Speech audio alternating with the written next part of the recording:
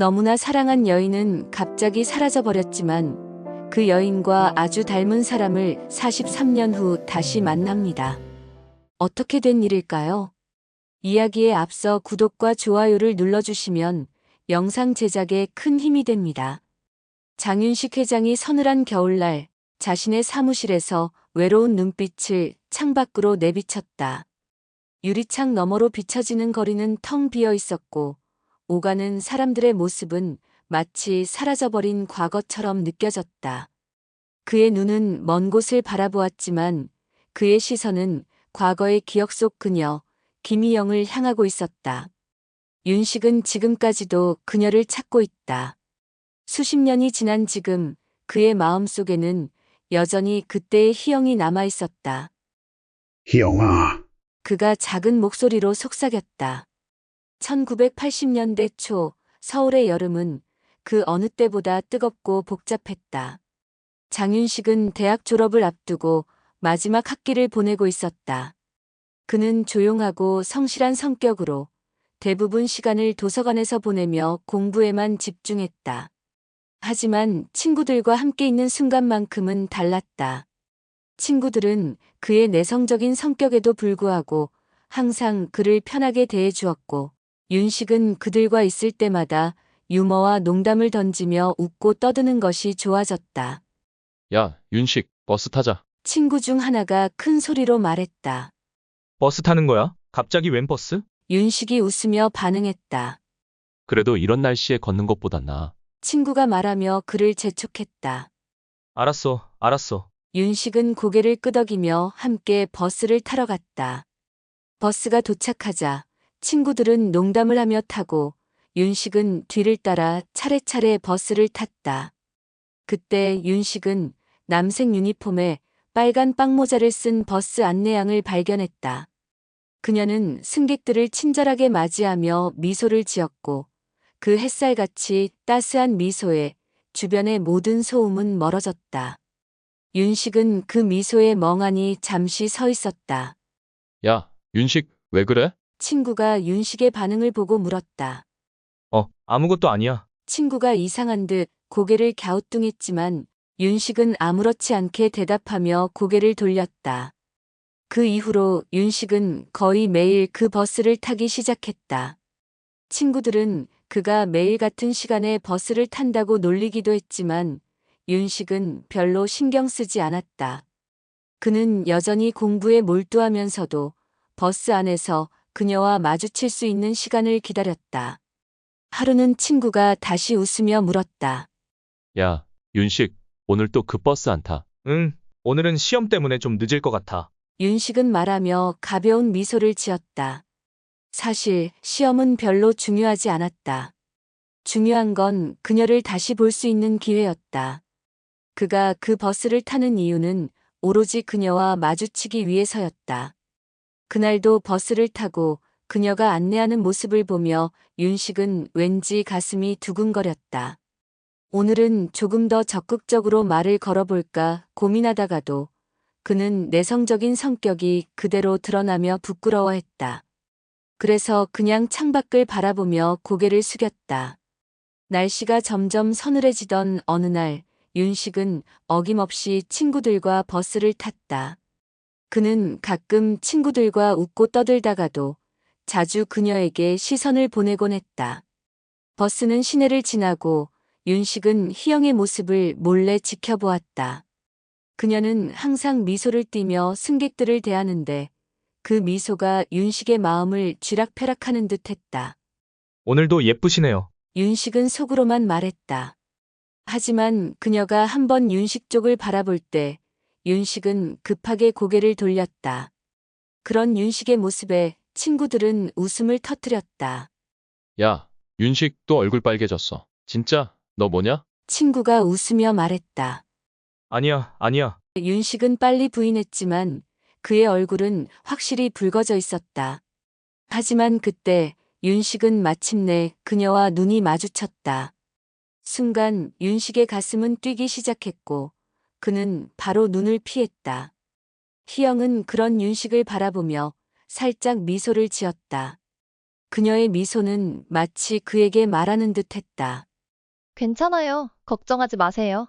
윤식은 그 말을 들은 듯 잠시 얼굴을 붉히며 창밖을 바라봤다. 하지만 그 미소 속에는 따뜻한 마음이 묻어 있었다. 그것만으로도 윤식의 마음은 조금 더 채워졌다. 어느 날 윤식은 더 이상 그녀에게 자신의 마음을 숨기지 않기로 결심했다. 그는 조용한 성격에 비해 결코 용기 없는 사람은 아니었다. 그날은 혼자 버스를 타고 종점까지 기다렸다. 고백할 시간이 다가오자 윤식은 가슴이 두근거리는 것을 느꼈다. 이제는 더 이상 부끄러워하지 않겠다고 마음을 먹었다. 희영 씨, 사실은 제가 정말 좋아해요. 윤식은 그 말을 꺼내며 눈을 떼지 않았다. 희영은 잠시 놀란 듯이 눈을 크게 뜨더니 이내 조용히 웃으며 말했다. 윤식 씨, 저도 알아요. 그녀의 대답에 윤식은 잠시 멈칫했다. 정말요? 네, 당신이 나를 자주 쳐다보는 거 다 알아요. 처음엔 조금 당황스러웠지만 이제는 그냥 편하네요. 윤식은 그녀의 말에 조금은 충격을 받았지만 그 말이 마치 그가 기다려온 것처럼 느껴졌다. 그의 마음속에 있던 긴장감과 불안감은 한순간에 사라졌다. 그럼 우리 만날까요? 윤식은 약간 떨리는 목소리로 물었다. 희영은 살짝 미소를 지으며 대답했다. 네, 그래요. 그들은 서로에게 조금 더 가까워진 듯한 느낌을 받으며 그날의 대화를 조용히 이어갔다. 서울의 가을은 정말 아름다웠다. 공원은 온통 붉고 노란 단풍으로 물들었고 바람은 차가워졌지만 그 속에서 따스한 햇살이 얼굴을 감싸주었다. 윤식과 희영은 손을 잡고 공원길을 천천히 걸었다. 두 사람 사이에는 말없이 흐르는 정적이 있었지만 그 속에서 서로의 존재가 깊게 느껴졌다. 희영이 먼저 입을 열었다. 윤식 씨, 여기가 정말 예쁘네요. 가을이 이렇게 사람을 기분 좋게 만들 줄은 몰랐어요. 윤식은 그녀의 얼굴을 보며 미소를 지었다. 그죠? 특히 오늘처럼 날씨 좋은 날은 더 그런 것 같아요. 그런데 이 풍경보다 더 예쁜 건 그가 잠시 말을 멈추며 희영을 조심스레 바라보았다. 당신이에요. 그리고 지금 당신과 이렇게 함께 있는 지금 이 순간이 너무 행복해요. 희영은 놀란 듯 눈을 크게 떴다가 그 미소를 보며 얼굴을 붉혔다. 윤식 씨, 그렇게 말하면 부끄러워요. 윤식은 가벼운 웃음을 지으며 고개를 살짝 숙였다. 미안해요. 그런데 정말 그런 걸 어떡해요? 희영은 고개를 돌리며 조금은 어색한 웃음을 지었다. 윤식 씨, 고마워요. 칭찬도 감사하고 무엇보다 당신의 감정을 표현해줘서 고마워요.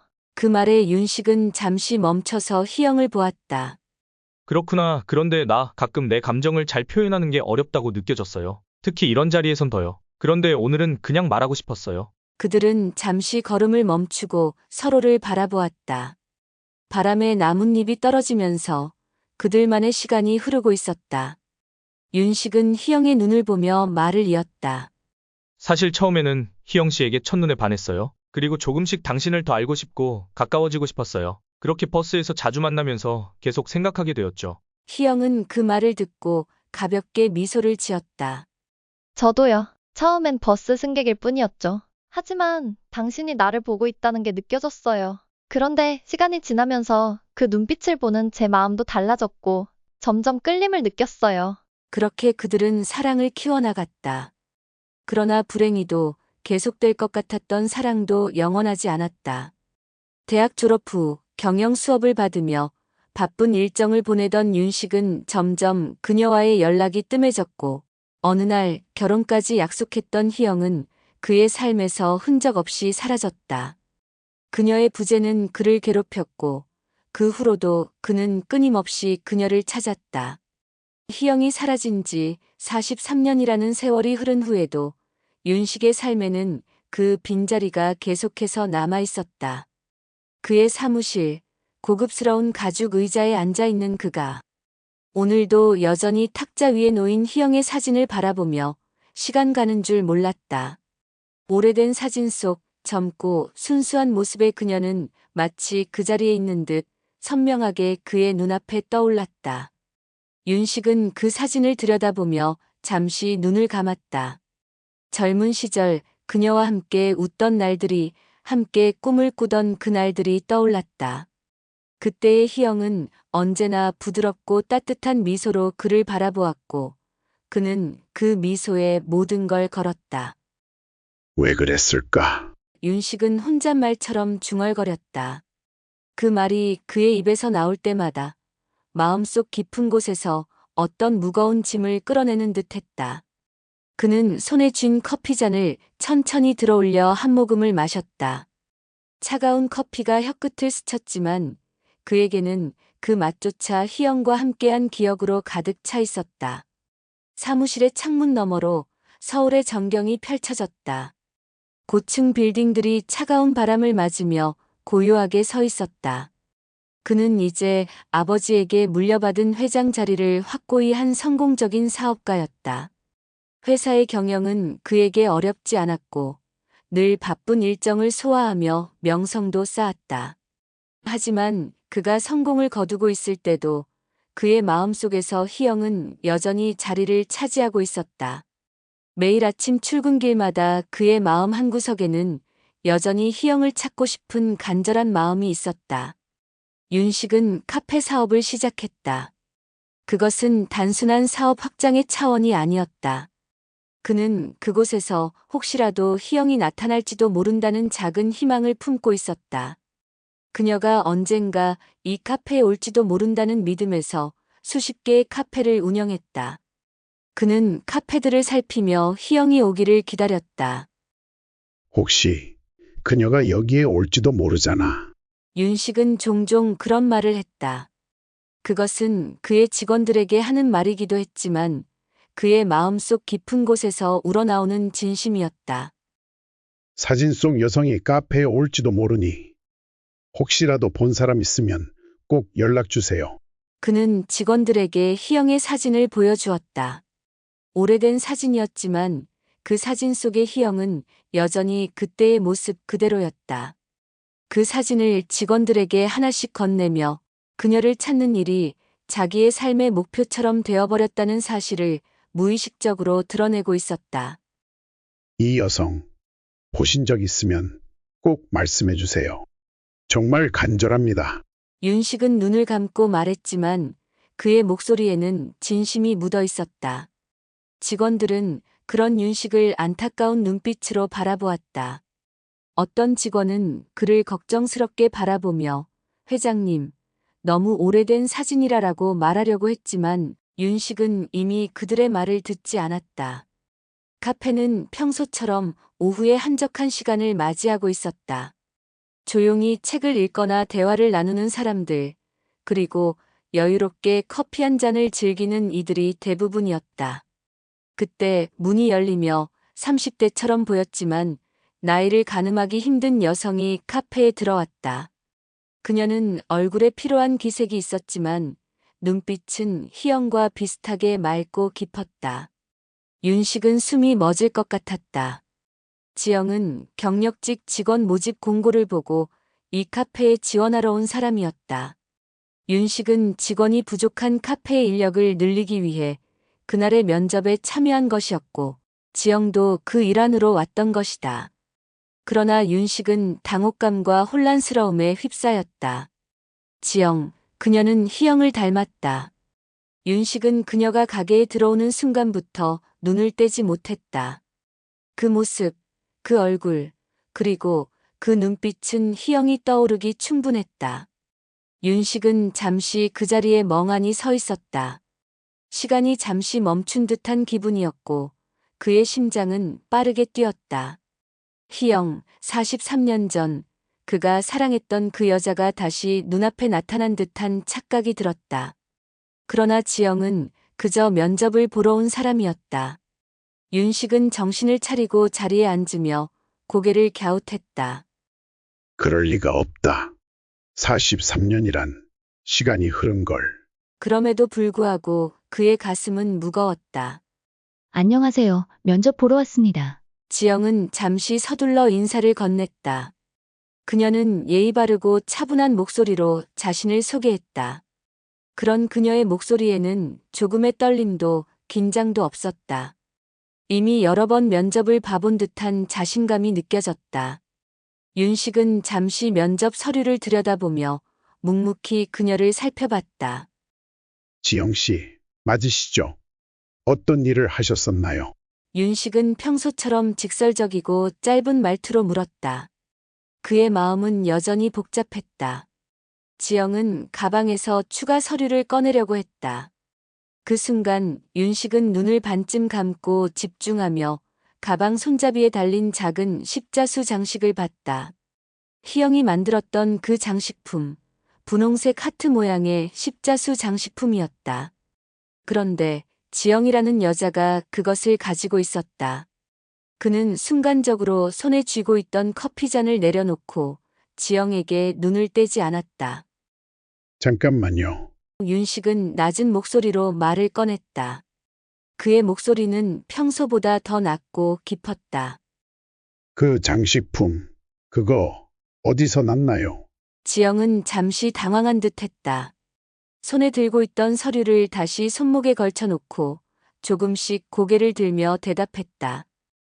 이건 어머니께서 만들어주신 거예요. 윤식은 그 순간 다시 한번 가슴이 덜컥 내려앉은 느낌을 받았다. 어머니, 성함이 어떻게 되시죠? 윤식의 목소리는 떨리는 듯 했지만 그는 필사적으로 물어봤다. 지영은 잠시 눈을 마주쳤다. 그녀의 눈빛에 혼란스러움이 스쳤지만 곧 미소를 지으며 대답했다. 어머니 이름은 김희영입니다. 그 말에 윤식은 그대로 얼어붙은 듯 했다. 숨이 막힐 정도로 강하게 가슴이 뛰었다. 김희영, 그 이름을 들은 순간 그는 아무 말도 할 수 없었다. 지영이 말을 이어갔다.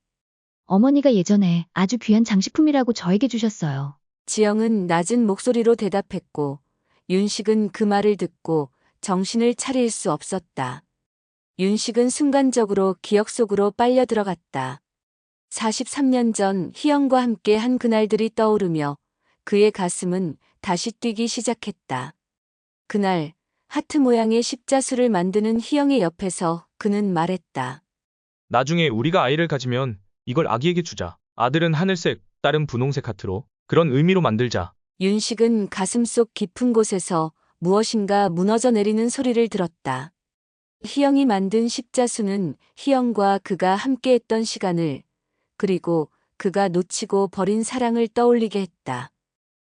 저와 당신 어머니는 예전에 아주 잘 알던 사이였죠. 그 십자수, 어머니가 젊었을 때, 저와 함께 있을 때 만들었던 거예요. 윤식의 목소리는 차분했지만 그 안에 깊은 그리움이 담겨 있었다. 잠시 후 윤식은 진지한 표정으로 지영을 바라보며 물었다. 그럼 어머니는 지금 어디에 계시죠? 만나 뵙고 싶네요. 지영은 잠시 고개를 숙였다가 조심스레 입을 열었다. 어머니는 요즘 허리가 안 좋으셔서 집에서 쉬고 계세요. 윤식은 눈을 감고 깊은 숨을 내쉬었다. 몇 번이고 떠오른 기억들이 밀려왔고 그동안 쌓였던 궁금증이 한 번에 터져 나오는 기분이었다. 그렇다면 어머니를 만나러 가죠.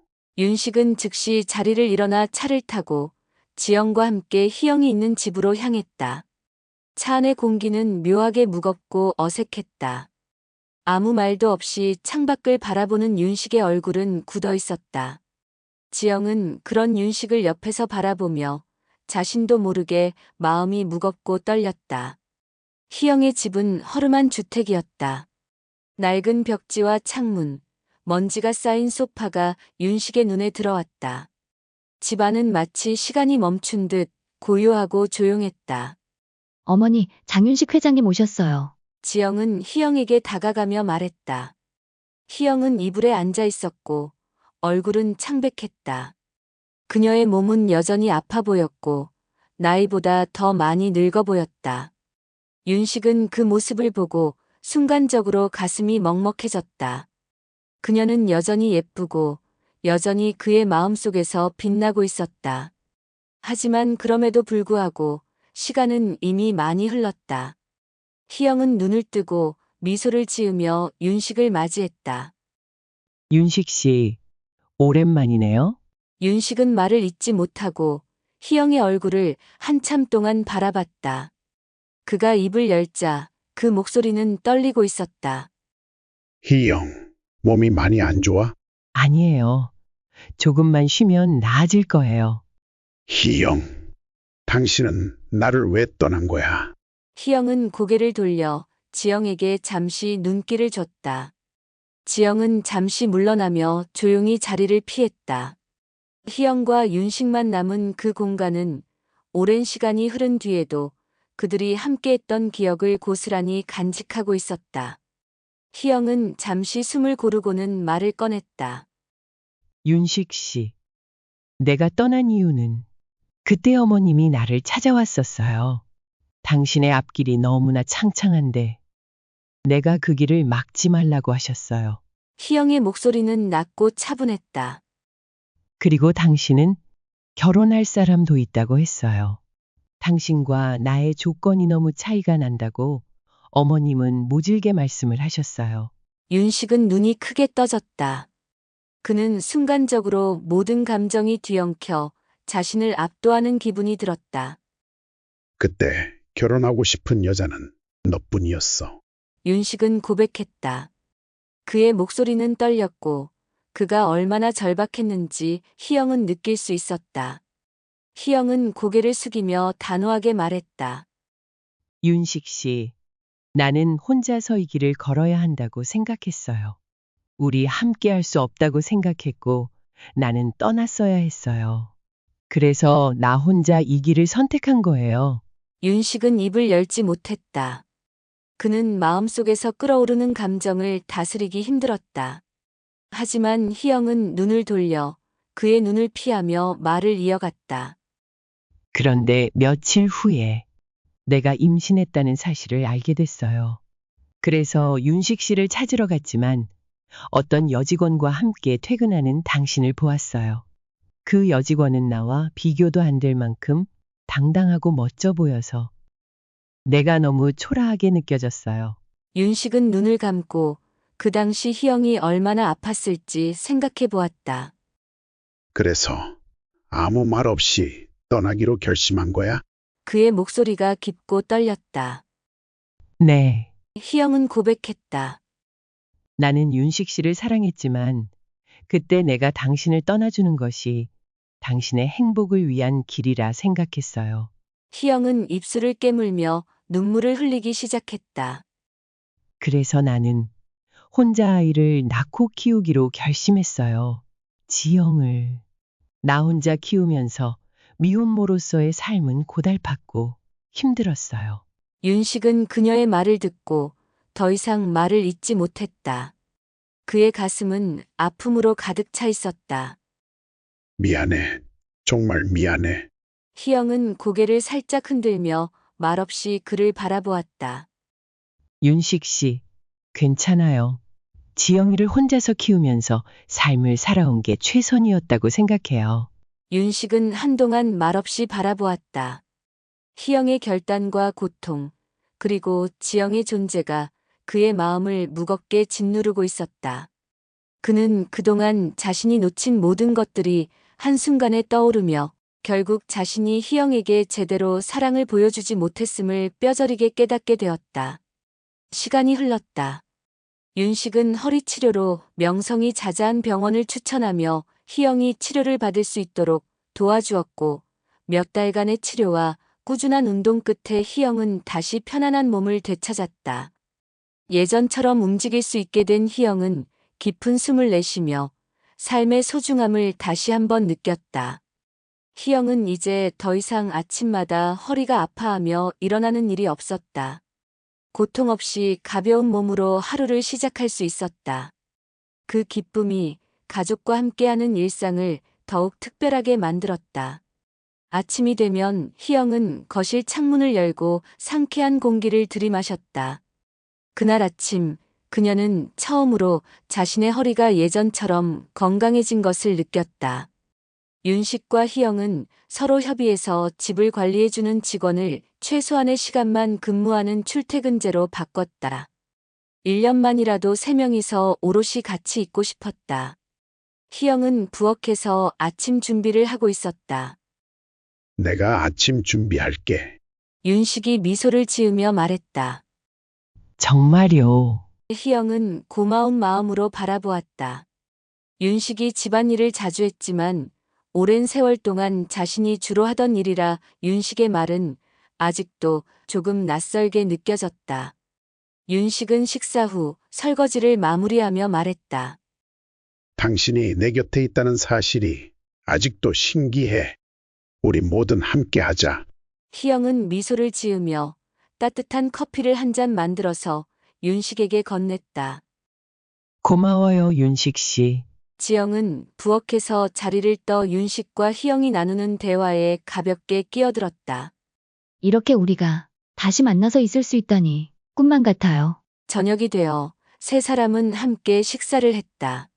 식탁 위에는 반찬들이 가득 올려져 있었다.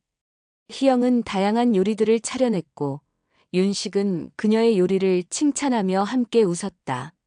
지영도 웃으면서 두 사람을 바라본다. 윤식 씨, 오늘 회사에서는 어땠어요? 오늘은 정말 평범한 하루였어. 윤식은 미소 지으며 대답했다. 하지만 집에 돌아와서 이렇게 우리 세 사람이 함께 있는 게 제일 좋아. 그들은 서로 웃으며 식사를 계속했다.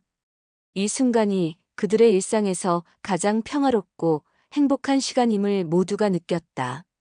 세 사람은 그날 저녁 서로의 온기를 느끼며 함께하는 시간을 감사히 여겼다. 그들은 다시 행복을 찾은 모습으로 서로를 향한 사랑을 더욱 깊이 다져가며 가정 속에서 진정한 가족의 의미를 알아가고 있었다. 그들의 행복은 이제부터 시작되었다. 오늘의 이야기는 어떠셨나요? 여러분의 생각을 댓글로 알려주세요. 영상이 도움이 되셨다면 구독과 좋아요 부탁합니다. 영상을 보시는 모든 분들 건강하고 행복하세요. 시청해주셔서 진심으로 감사드립니다.